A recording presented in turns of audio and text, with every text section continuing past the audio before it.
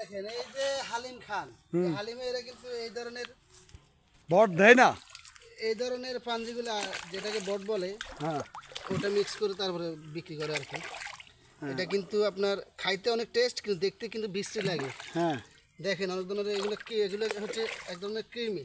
হ্যাঁ ঠিক আছে, কোনগুলা ভাই? এগুলা লাল লালগুলা, এগুলা কিনবি? এগুলো ক্রিমি। ও আচ্ছা, আমি তো চিনি না।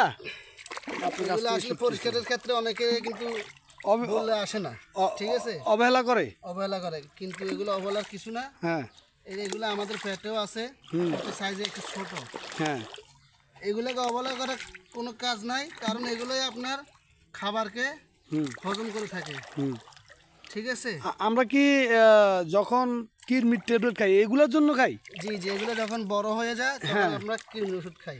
আচ্ছা আচ্ছা, কৃমির ওষুধ খাওয়ার কারণে এগুলো আপনার বড় হতে পারে না। আপনার নাম কি ভাই?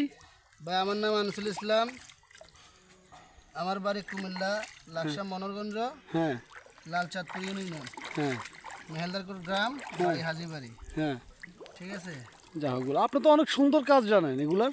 ভাই আমার তো কাজ সুন্দর, কিন্তু আমাকে অনেকে মূল্যায়ন করে না, বুঝছেন? তাই? অবহেলার পাত্র হিসেবে আমাকে দেখে, হ্যাঁ, কিন্তু আমি আসলে এতটা অবহেলার পাত্র না। ও আচ্ছা আচ্ছা আচ্ছা, না আপনার আপনি এগুলার বিষয়ে মনে হয় অনেক দক্ষ আছে। একটু আপনি ধরবেন ভাইজান? আমি কি একটু ধরবো? একটু হেল্প করলে সুবিধা হয় আর কি, আচ্ছা কাজটা আচ্ছা একটু অনেক আগায়। আচ্ছা, আমি আপনাকে হেল্প করতেছি।